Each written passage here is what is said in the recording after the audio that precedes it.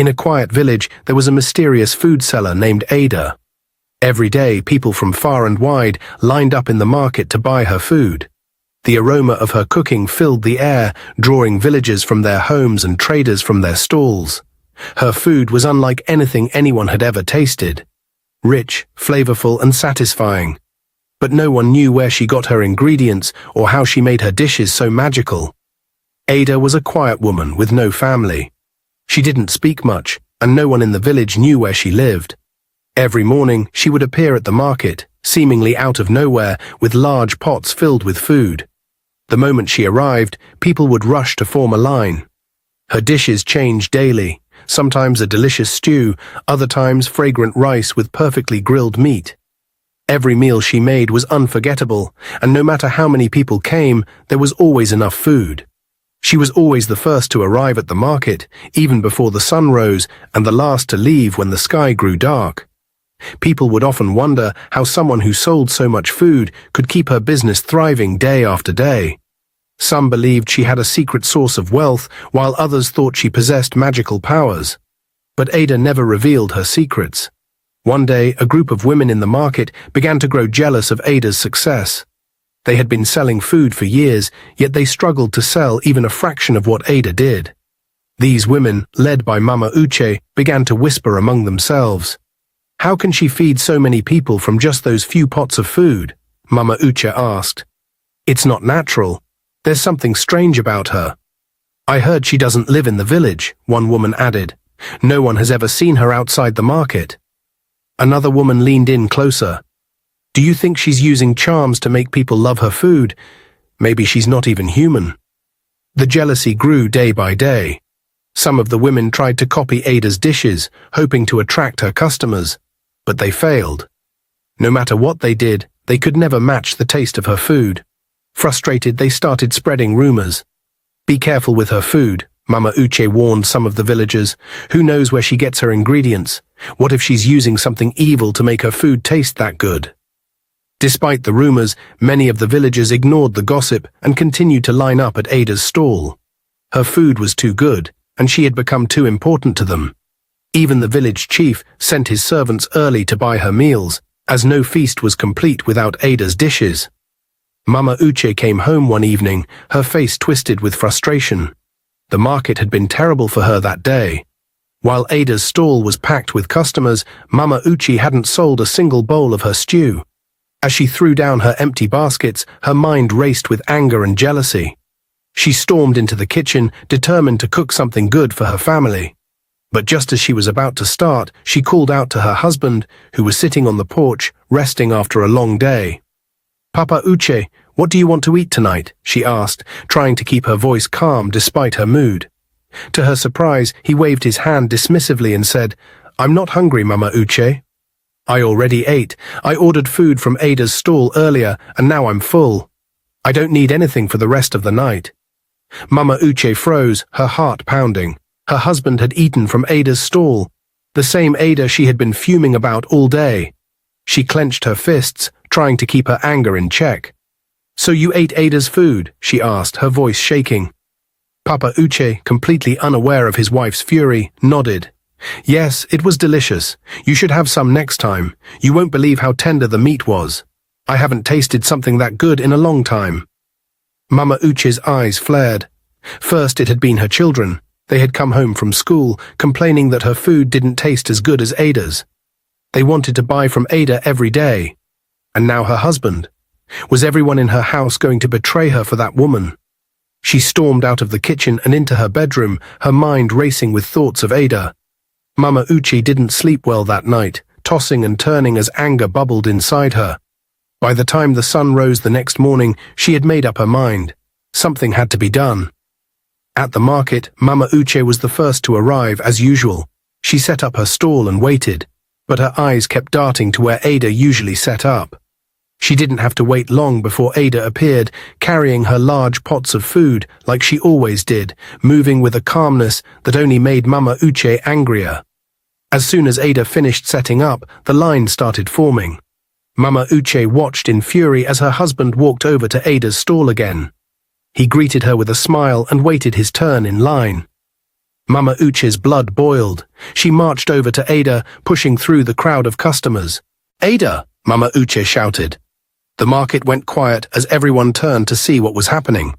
Ada looked up from her food stall. "Yes, Mama Uche?" Mama Uche walked closer. "You need to stop selling food to my family, my husband and my children. They should not be buying from you." Ada stayed calm. "I didn't make them buy from me. They came because they were hungry. I sell food to anyone who wants it." Mama Uche was very upset. "You're making my family love your food more than mine.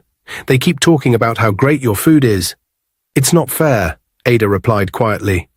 "Mama Uche, I never said anything bad about your cooking. I am just doing my job. People come to my stall because they like my food, but I didn't take anyone away from you." The crowd started to whisper, watching as Mama Uche grew more angry. "You think you're better than the rest of us. You think you can come to this market and take all our customers. I wake up early and work hard, just like everyone else.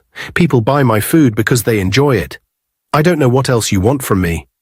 "I want you to stop selling to my family," Mama Uche yelled. "You've made my husband and children stop eating my food. They think yours is better. I won't allow it. I can't stop them from coming to my stall. You can't make people eat what they don't want." Mama Uche was so angry, but she didn't know what to say. She turned around and left, her heart filled with frustration. The market was still buzzing with whispers as everyone watched her walk away. That night, after the market had closed and everyone had gone home, Mama Uche stayed behind. She was filled with anger and refused to go home. Instead, she hid in the bushes near Ada's stall, waiting to see what would happen. Mama Uche glanced around, feeling the cool night air on her skin. She waited and waited, her heart pounding with frustration. Just as she thought about going home, she saw a figure in the distance. It was Ada, walking slowly with a basket in her hand, heading down a narrow path. Quietly, Mama Uche crept out of the bushes, careful not to make a sound. She followed Ada at a distance, making sure to stay hidden. Ada walked calmly, her footsteps soft on the dirt road. As they moved away from the market, Mama Uche's mind raced with thoughts. What does Ada do when she goes home? She wondered. Why is her food so special? The moonlight guided their way, and Mama Uche kept her eyes on Ada, who seemed to be lost in her own world. Mama Uche's anger began to mix with curiosity. After walking for a while, Ada turned off the path into a small clearing. Mama Uche hesitated for a moment, but decided to keep going. She wanted to know where Ada lived and what made her food so magical. In the clearing, Ada stopped by a small fire pit and set down her basket. She looked around as if sensing something, but didn't see Mama Uche hiding nearby. She paused for a moment, taking a deep breath. The quiet of the night surrounded her, and she felt at peace. But as she prepared to settle down, she suddenly struck her hand on the ground. To Mama Uche's shock, a hidden trapdoor opened, and a lifeless body emerged from beneath the earth. Mama Uche gasped, her heart racing as she took a step back, wanting to run away. But it was too late. Ada's eyes locked onto her, and with a swift gesture, she whispered something under her breath. A strange force filled the air, and Mama Uche felt a tingling sensation wash over her. In an instant, she found herself unable to hear anything. The world became silent. She opened her mouth to scream, but no sound came out. Ada stood there, her expression calm but firm. "You should have stayed away, Mama Uche," she said, though Mama Uche could no longer hear her voice. Panic surged through Mama Uche as she realized she had been made deaf and dumb. Stumbling back in shock, Mama Uche tried to escape, but Ada held her gaze, a knowing look in her eyes. "Now you will understand what it means to be alone," Ada said softly, though Mama Uche could not hear her. In that moment, Mama Uche felt a wave of fear wash over her. She wanted to run, to shout for help, but her body wouldn't obey her. The body that had emerged from the ground seemed to echo the very fears she had harbored, the fear of losing her family, the fear of not being good enough, and the fear of Ada's power. Ada, seeing the panic in Mama Uche's eyes, turned back to the body. She whispered softly, "You will not disrupt my work. You wanted to take away my customers, but now you will learn the truth of what I protect." Mama Uche watched helplessly as Ada returned to her preparations, the flickering firelight casting shadows around her. She could see Ada cooking as if nothing had happened. But now the atmosphere felt heavy and dark. Every moment felt like an eternity for Mama Uche as she struggled to understand what was happening. The silence was suffocating and her mind raced with thoughts.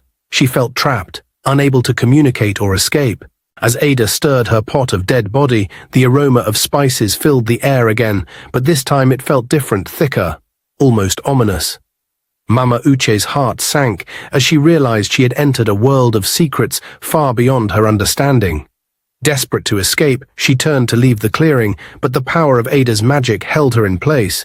It felt as if the ground beneath her was rooting her to the spot. "Now you will see the truth, Mama Uche," Ada continued, her voice steady, though Mama Uche could not hear. "The food I prepare is not just for nourishment. It carries the essence of those who once were, and you will learn to respect that." Ada stirred the pot, the aroma wafting through the air, tantalizing yet terrifying. She ladled a bowl of the thick, dark soup and turned to Mama Uche with a knowing smile. "You will eat this," she commanded, her eyes gleaming with a strange power. Mama Uche shook her head vigorously, her heart pounding. She thought desperately, feeling sick at the thought of consuming something made from the dead body. But Ada's gaze was unyielding. It was as if her eyes held a magic of their own, compelling Mama Uche to obey. "Don't refuse me, or I will make sure you regret it," Ada warned, her voice calm yet chilling. Mama Uche felt a shiver run down her spine. The fear of Ada's threat gripped her, and before she knew it, she found herself bringing the bowl closer to her lips. With trembling hands, she took a spoonful of the soup. The taste was overpowering, a mix of spices and something she couldn't quite identify. Her stomach churned, and she fought the urge to vomit. But Ada's piercing gaze bore into her. "Don't you dare. If you do, I will kill you," she said silently, her eyes flashing with intensity. With tears welling up in her eyes, Mama Uche swallowed hard, forcing the repulsive soup down her throat. Each gulp felt like a betrayal, and she wanted nothing more than to spit it out. But the fear of Ada's wrath kept her from doing so. Instead, she kept her gaze fixed on the ground, ashamed and terrified. Finally, after what felt like an eternity, she finished the bowl. Ada watched her with a satisfied expression. "Good. Now you know what I can do. You are free to go, but remember this moment," she said, her tone dripping with finality. With that, Mama Uche stumbled away from the hut, her mind racing with confusion and despair. She felt a weight in her stomach, heavy with fear and disgust. The world around her seemed surreal, the shadows dancing eerily as she made her way home. When she reached her house, the door creaked open, revealing her husband, who looked worried.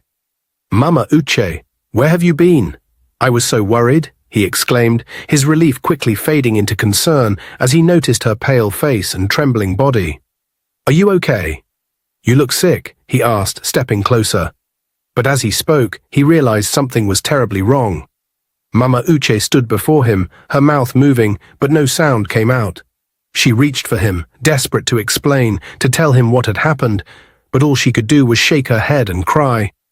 The tears streamed down her cheeks as she realized she could no longer communicate with him. Her husband's eyes widened in confusion and fear. "Mama Uche, please." "What's wrong?" he pleaded, reaching out to comfort her.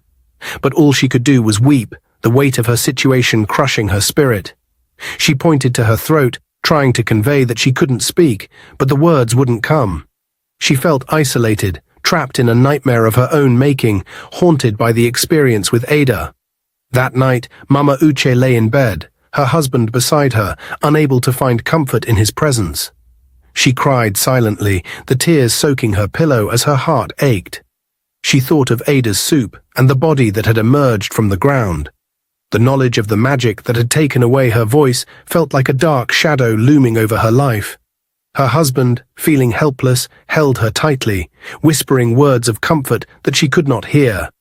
He wished he could understand her pain, but Mama Uche felt alone, lost in her thoughts, consumed by fear and regret. The following day, Papa Uche decided to go to the market to buy food from Ada. He woke up early, thinking of all the tasty meals he could prepare for Mama Uche. At the market, the delicious smell of Ada's soup filled the air, making his stomach rumble. He approached her stall, eager to buy some food. After buying a bowl of soup, Papa Uche brought it home for Mama Uche, hoping it would make her feel better. When he entered the house, he called out to her, "I brought you some soup, my dear." But as he placed the bowl in front of her, Mama Uche shook her head vigorously, tears streaming down her cheeks.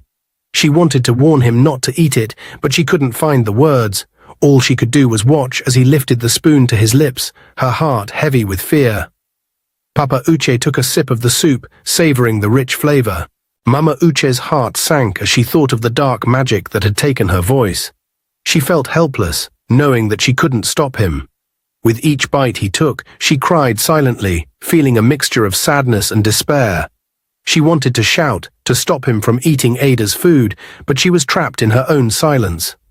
Meanwhile, in the market, a woman named Ngozi had gathered some friends to gossip about Mama Uche. "Have you seen Mama Uche?" she asked, her voice low. "She seems so different. It's like she can't hear or speak anymore." The other women nodded, their eyes wide with concern. They had noticed the change in her ever since the day she confronted Ada. "I think something happened after she spoke to Ada," Ngozi whispered, fear creeping into her voice. "We should be careful. I think Ada has strange powers." Mama Uche couldn't bear the pain any longer. Ever since Ada had forced her to eat that dreadful soup, her life had turned into a living nightmare. She couldn't speak, couldn't explain the horror she had witnessed, and now she felt trapped in silence. One evening, as despair overtook her, Mama Uche found a bottle of poison hidden away. With shaking hands and tears streaming down her face, she drank it, unable to face another day of torment. When Papa Uche found her lifeless body, he let out a wail so loud that the entire village came running. The villagers were shocked, but none more so than her closest friend, Ngozi. As people gathered to mourn, whispering about how Mama Uche had lost her voice and died in mysterious circumstances, Ngozi knew deep down that Ada had something to do with her death. But she needed proof. Days passed, and the village slowly returned to normal. But Ngozi could not rest. Every time she passed by Ada's stall in the market, selling her soups with a smile, Ngozi felt a wave of anger and disgust wash over her. She needed to uncover the truth. Determined, she decided to visit a native doctor in a neighboring area. She told him everything about Mama Uche's sudden loss of voice before her death and how she had confronted Ada before everything happened. The native doctor listened carefully, his face growing more serious with each word. "Ada is not an ordinary woman," the native doctor warned. "She is powerful and her secrets are dark. You cannot confront her directly, but I will give you something for protection." He handed Ngozi a small charm wrapped in a piece of cloth. "This will shield you from her powers. Follow her carefully, and you may discover what she's hiding. But be warned, if she catches you, your life will be in great danger." Ngozi nodded, her heart pounding with a mix of fear and determination. She knew this was her only chance to expose Ada for what she truly was. That night, Ngozi waited in the bushes outside the market, keeping her eyes on Ada's stall. As usual, Ada was the last to leave, packing up her things as the rest of the market women headed home. Ngozi followed her from a distance, careful to stay out of sight. Ada walked down a narrow path that led to a secluded area behind her house. Ngozi crouched low, her heart racing, as she watched Ada kneel down and tap the ground 3 times.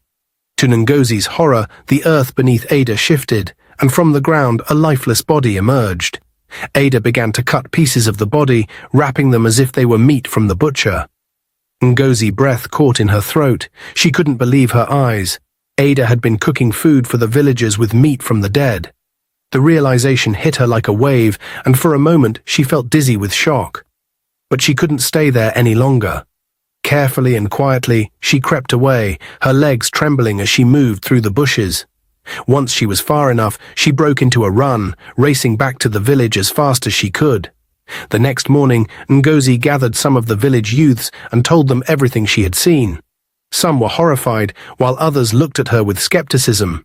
"Are you sure, Ngozi?" one of them asked. "This sounds unbelievable." But Ngozi was firm. "I know what I saw.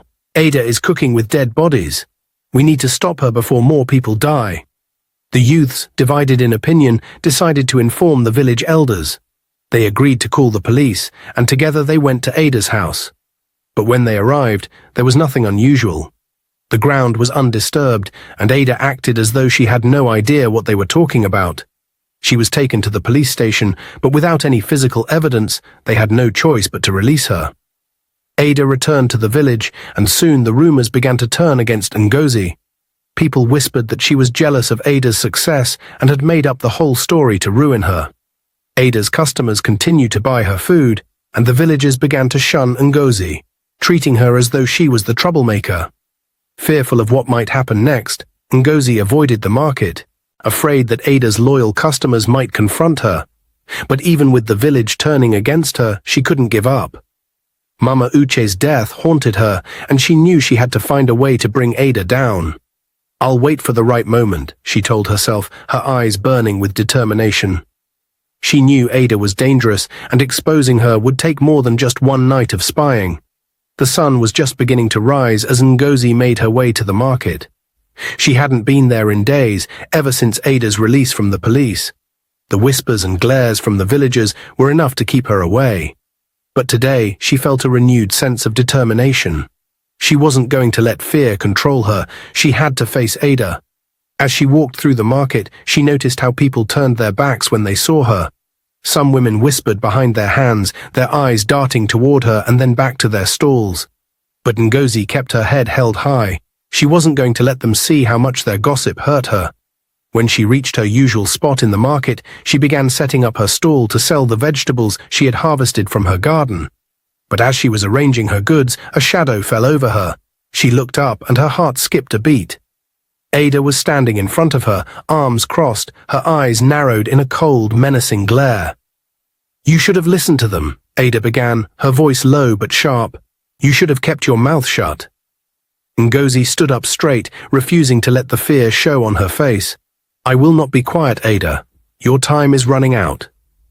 Ada let out a mocking laugh. "You think you can bring me down? What happened to Mama Uche was just the beginning. If you don't stop sticking your nose where it doesn't belong, you'll end up just like her." Ngozi felt a shiver run down her spine at Ada's words, but she stood her ground. "You may have fooled the others, but I know what you're hiding. The truth will come out, and when it does, I will make sure you pay for what you've done." Ada took a step closer, her voice dropping to a whisper. "I'm watching you, Ngozi. Every move you make. You can't hide from me, and you can't stop me. If you try, you'll regret it. You'll end up just like Mama Uche, dead, and no one will even care."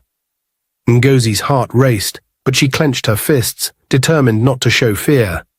"You may think you have everyone fooled, but your time is almost up. You can't keep hiding in the shadows forever." Ada's eyes darkened, and for a moment Ngozi could see the dangerous power behind them. Ada leaned in, her voice cold and threatening. "We'll see about that. But remember this. I can take everything from you. Your voice, your life, just like I did with Mama Uche. You'll wish you had never crossed me."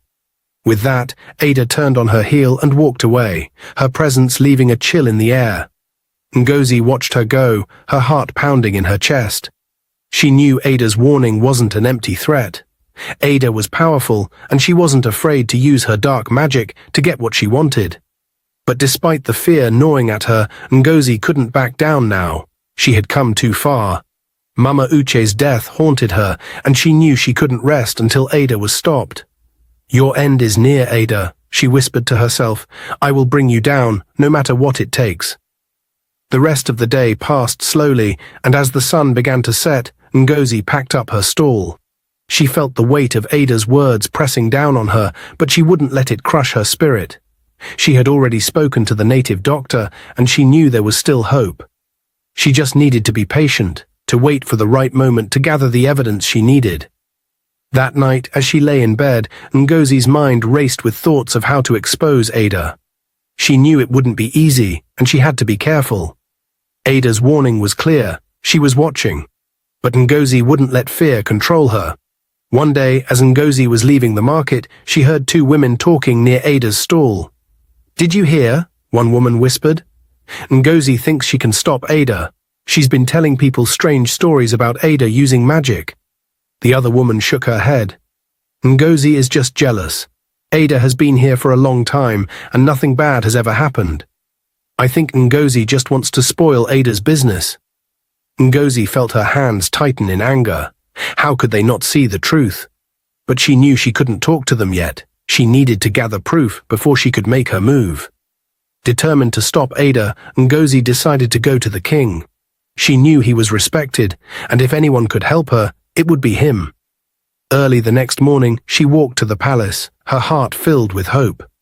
When she reached the king's court, she bowed and spoke.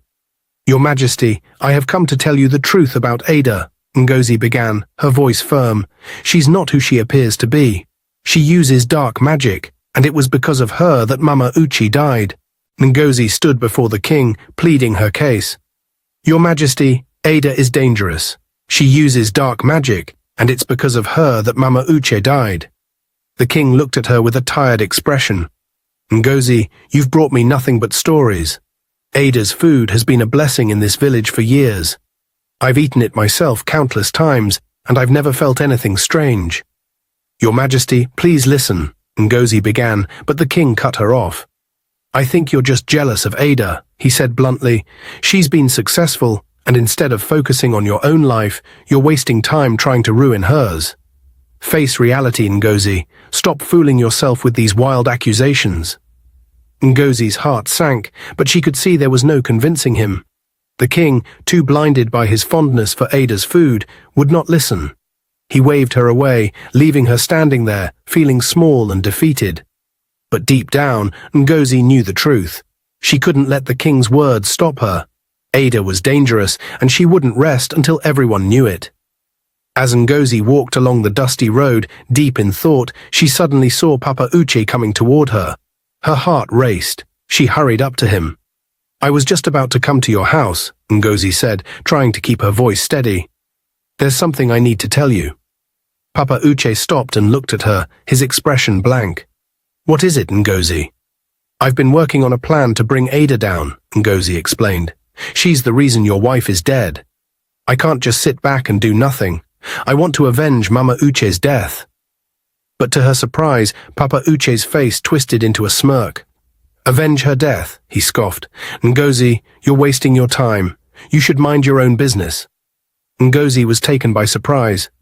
"What do you mean, mind my business? Your wife is dead, and Ada is responsible. How can you not want justice for her?" Papa Uche shook his head, almost amused. "Ngozi, don't cry more than the bereaved. Mama Uche is gone, and life moves on. And for your information," he added, a sly smile creeping across his face, "I'm having an affair with Ada now. She's going to be my wife soon." Ngozi's jaw dropped in shock. "What?" she whispered, hardly able to believe what she was hearing. "How can you say that? Your wife just died a few weeks ago, and now you're with another woman. Ada of all people." Papa Uche shrugged. "What does it matter? Mama Uche is gone, and Ada is still here. She's a good woman. You should stop wasting your time on foolish ideas." Ngozi stared at him, her heart pounding. How could he be so heartless? "But she killed your wife." Ngozi's voice cracked with frustration.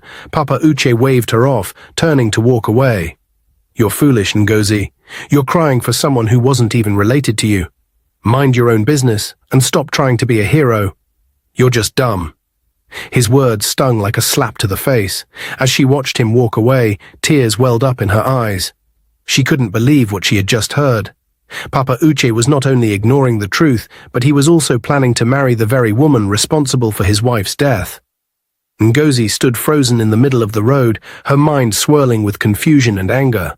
She had thought Papa Uche would help her, that together they could expose Ada's evil deeds. But now he had betrayed his wife's memory, and Ngozi felt more alone than ever. Determined to stop Ada once and for all, Ngozi decided to visit the native doctor again. She was sure that with his help, she could finally defeat Ada. Early one morning, she set off, her heart heavy but full of determination. When she reached the native doctor's home, everything was quiet. The door was slightly open, and there was no sign of anyone around. Ngozi stepped inside, calling out, "Baba? Baba, are you here?" There was no answer. Her heart pounded as she walked further into the room, and that's when she saw him, the native doctor, lying lifeless on the floor. He was dead. Ngozi gasped, her hands flying to her mouth. She couldn't believe it. Her only hope was gone. Tears welled up in her eyes as she knelt beside him. She didn't need anyone to tell her what had happened. This had to be Ada's doing. "She's behind this," Ngozi whispered, her voice trembling. "Ada killed him to stop me." Heartbroken, Ngozi stood up, her body shaking with anger and sadness. Without the native doctor's power, how could she fight Ada? But even though she felt defeated, something inside her refused to give up. She wiped her tears and clenched her fists. Ada may have destroyed the native doctor, but Ngozi wasn't going to let her win. As Ngozi turned to leave the native doctor's hut, she suddenly felt a chill in the air. Out of nowhere, Ada appeared, blocking her path with a dark smile on her face. "Ngozi," Ada said in a low, dangerous tone, "I've warned you enough. You should have listened. Yes, I killed the native doctor. He thought he could help you, but look at him now, gone, just like Mama Uche. And soon everyone in this village will belong to me. There's nothing you can do about it." Ngozi's heart raced, but she refused to show fear. She stood tall and stared back at Ada, determined. "I'm not afraid of you," Ngozi said, her voice steady. "I know what you've done, and I will stop you. You won't destroy this village, no matter how powerful you think you are." Ada's smile faded, and her eyes darkened with anger. "You're a fool, Ngozi. You're playing a dangerous game, and you don't even know it. This is your last warning." But Ngozi didn't budge. "I'm not backing down, Ada. I'll keep fighting until you're gone. I don't care what it takes." With a wave of her hand, Ada vanished into the air, but Ngozi stood firm. Even though she had lost the native doctor's help, her resolve had only grown stronger. She knew she was facing a powerful enemy, but she was determined to protect the village. Ada's reign of terror would end, no matter what. Ngozi was exhausted when she got home. She lay down and quickly fell asleep. As she slept, she had a vivid dream. In the dream, an angel appeared to her, glowing with bright light. "Ngozi, get up right now," the angel said with urgency. "Go to Ada's hut. You will find her there. The Lord has given you the power to defeat her. Ada's plans for the village are evil, and there is no time to waste." Ngozi woke up, startled but determined. She knew this was a sign. She remembered the Holy Bible her late mother had given her, which she always kept safe. Without hesitation, she grabbed it, holding it tightly as she prepared to face Ada. Though it was the middle of the night, Ngozi felt no fear. She knew she wasn't alone. As she made her way through the dark streets, her heart raced, but her mind was set on one thing: stopping Ada. When she reached Ada's hut, she quietly approached and peeked through the window. What she saw made her stomach churn. Ada was cooking again, and this time Ngozi saw clearly.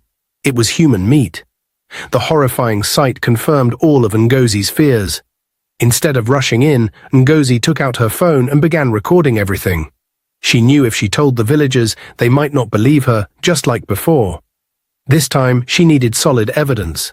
The video would show the truth and finally expose Ada for the monster she was. Once Ngozi finished recording, she stepped forward and shouted, "Ada, I know what you're doing. The whole village will know the truth now." Ada turned sharply, her face twisting with rage. "You," she screamed, "you dare challenge me again? You're nothing compared to my power." Ngozi held her Bible close. "You may think you're powerful, Ada, but I have the word of God on my side." Ada's eyes darkened as she prepared to fight. Suddenly, the room filled with a strange, dark energy as Ada called upon her dark magic. But Ngozi stood firm, her heart filled with faith. She opened the Bible and began to pray out loud, calling for protection and strength. The spiritual battle began. Ada hurled spells and curses at Ngozi, but each time, Ngozi blocked them with the power of the Holy Bible.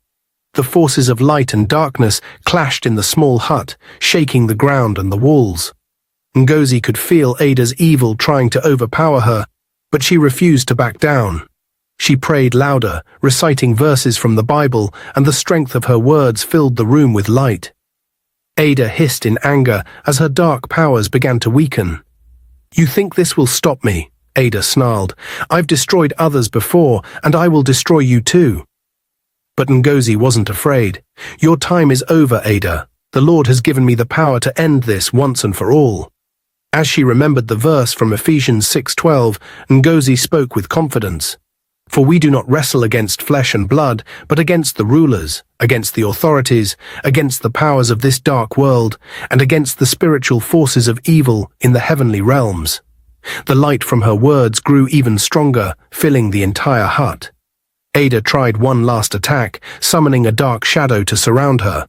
But Ngozi raised the Bible high, and with one final prayer, the shadow dissolved, and Ada let out a scream. The darkness around her faded, and Ada fell to the ground, defeated. Ngozi stood over her, breathing heavily but filled with a sense of victory. "This is the end for you, Ada. The village will be safe now." Ada, weakened and trembling, looked up at Ngozi with fear in her eyes. How did you do it?" she whispered. Ngozi simply smiled, holding the Bible close. "I didn't do it alone. The power of God is stronger than any evil you can summon." With Ada defeated, Ngozi tied her up and dragged her out of the hut. As she led Ada through the streets, a crowd began to gather. Villagers woke up and came outside, wondering what was happening. When they saw Ngozi with Ada, they were shocked. "What's going on?" one of them asked. Ngozi showed them the video on her phone. "This is what Ada has been doing all along. She's been cooking human meat and using dark magic against the village." The villagers gasped in horror as they watched the evidence on Ngozi's phone. Finally, they believed her. Ada had no more tricks to hide behind. The police were called, and this time, with the video as proof, Ada was arrested for her crimes. The king was so impressed with Ngozi's bravery and determination that he called her to his palace. "Ngozi," he said, "you have saved the village from great evil. Because of your courage, I want to make you one of my trusted advisors." Ngozi couldn't believe it. She was honored by the king's words and accepted the position with a grateful heart. Soon after, Papa Uche came to visit Ngozi. His face was filled with regret. "Ngozi," he said, "I owe you an apology. I was under Ada's spell all along. I didn't know what I was doing when I sided with her. I'm so sorry for everything." Ngozi looked at him with kindness. "It's okay, Papa Uche. Ada's power was strong, but it's over now. What matters is that you're free from her control." 2 days after Ada was put in prison, something strange happened. She was found dead in her cell, and no one could explain how it happened. Many believed it was because of all the evil things she had done, and that her dark magic had finally caught up with her. The village was at peace again. The people were grateful, and life returned to normal, with the village free from fear of Ada's evil forever. The village was saved from her evil plans, and Ngozi had avenged Mama Uche's death. Though the battle had been long and difficult, Ngozi knew she had done the right thing. She had stood up for what was right, and with faith and courage, she had defeated Ada once and for all. The village was free from fear, and Ngozi could finally rest, knowing justice had been served. Dear viewers, what lessons did you take away from this dramatic tale? We'd love to hear your thoughts in the comments below. If you enjoyed the story, give us a thumbs up, share it with friends, and hit that subscribe button. Don't forget to turn on notifications so you never miss out on our latest updates. Thanks for watching and stay blessed.